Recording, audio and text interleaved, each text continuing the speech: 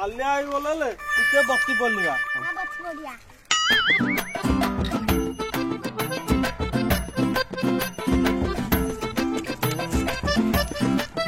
Hello Gopal Gopal ले तू कौन काउतु किले एलो बोलो मुंडा आले मु बतक किलो पिउती तोलो मिति बती हबो बनिले बनी टीमाटा केडे मिछुआटे किरे बतक क्षीर पिउची ये मोहाल मांडा आले तमल कौन जाइती किले आम बतक किलो दउती मु अल अल किलो पिउती एडी देलानी टीमार मूर्खामी जायनी गोपाल ताले दिबा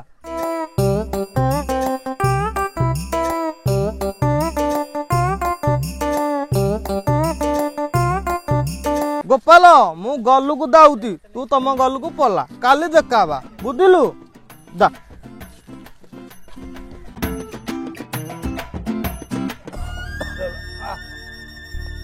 मो पुओ एसटी सस्ता मेडिसिन दउछि स्थिर मोर मरण हो जाता कि प्रभु मो हेले बैकुंठ रे बसंती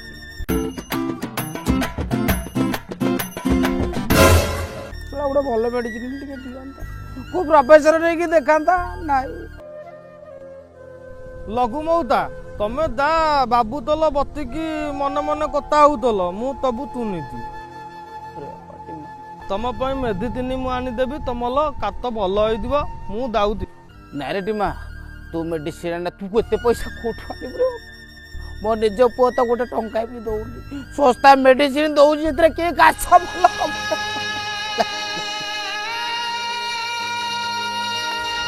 लघु मौता तमे बेत होनी मु दाउकी मेडिसिन आबी तम कात भल होइदिबो मु दाउती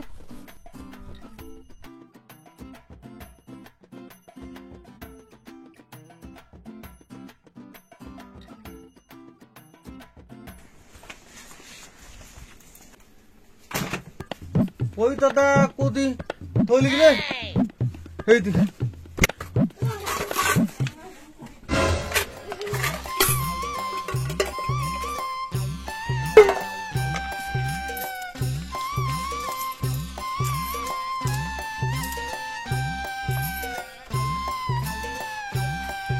दाउती जल्दी देबी मेडिसिन आनी दाउती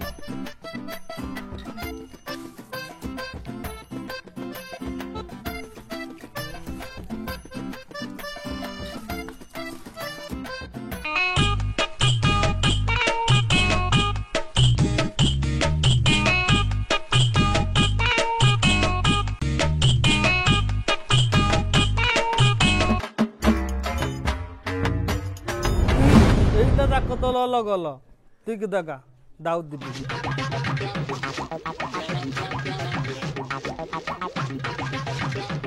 और राकेश सब किसी ठीक ठाक है पेशेंट के ना देखिया ताले जीवा रेडी चलो अरे टीमा तोर पुणी कौन है तू आसिलु काली आसिलु मेडिसिन आज पुणी कौन भल हलानी कि रे टीमा एटिके नमते गला आज्ञा मोल देह भल जाइथिबो आउ लघु मौतांगल देह कला कि बेसी काट होउची आउ तांकु मेडिसिन टिके नेकी दिबाक आतिथि तम पाखकु तांकल काट प्रबल होउती कोतु मेडिसिन खाउतुंदी कि दानी काट तमा भल होउनी आउ तम तो मोल भल हेतला नेकी मेडिसिन तम मेडिसिन काम दब बोली भाबिकी साइकल पेली पेली आतिथि तम तो मेडिसिन नेबी आउ राकेश गोटे कफ सिरप दे दियो ता सहित एंटीबायोटिक मिसेक दे दियो भल हो टीमा तो किसी व्यस्त ना दियो ताको राकेश दियो किसी व्यस्त ना मौसा बहुत बढ़िया औषध दे दो खाद्य खाइला पर एथु दी ठीक खाइ तीन थर कहि दो मौसा आगा पैसा नियो तुम पे आने की पैसा दल आउ तू कहन पैसा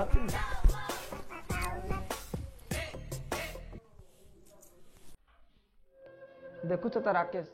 टीमा किभली परोपकारी पिलाटी मत बहुत खुशी लगे तार परोपकारी देखिकी रघु मौसा किए से टीमा किए से तार देह खराब बोली सी कौटू पैसा किसी संचय कर रखी तापर मेडिसिन किणी नउची आजिकल दुनिया टीमा परी पिलाटी मिलवा बहुत बड़ कष्टकर कथा आ खंडमंड अंचल पाचखंड मौजारे टीमा परी पिलाटी मिलबेनी प्रत्येक गाँ पंचायत भी एभली पिलाटी रहा दरकार परोपकारी मनोवृत्ति आज्ञा रखु समस्ते।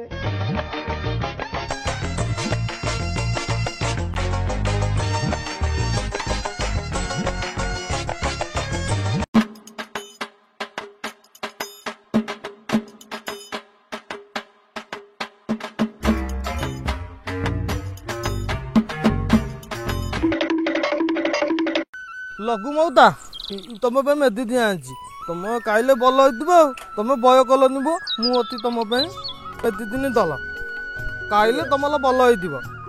ତୋ ଭଳିଆ ପିଲାଟି ମା ଏଇ 5 ଖଣ୍ଡ ମଉଜାରେ ନାଇଁ ରେ ବାପା ତୋ ଭଳିଆ ପିଲା ନାଇଁ ଅରେ ବାପା ଏ ତୁ ଦେଲୁ ତ ସତ କେମିତି ଖାଇବି ରେ ବାପା ମତେ ଟିକେ କହିଲୁନି ଏଇଟା ବତେଇଲୁନି କୋଉଟା କେମିତି ଖାଇବି। ଲଘୁ ମଉତା କାହିଁକି ଏଇଟାଲୁ ଗୋଟେ ଟିପି ଖାଇବ ଆଉ ଭାତ ଖାଇକି ଆଉ ଏଇତେଲୁ ଗୋଟେ ଖାଇବ ଦିନକୁ 3 ଟାଇମ୍ ଖାଇବ ଏଟା 3 ଟିପି ଭାତ ଖାଇକି 3 ଟିପି ଆଉ ଏଇତେଲୁ ଗୋଟେ 3 ତଲ 3ଟା ବୁଝିଲ ଖାଇଲେ ତମର ଭଲ ହେଇଥିବ ନିଅ। ତୋର ଭଗବାନ ଲଘୁ ମଉତା ମୁଁ ଆସୁଛି ହେଲା ମେଦି ଦିନ ମନ ପକେଇକି ଖାଇବ ବୁଝିଲ ମୁଁ ଆଉଛି।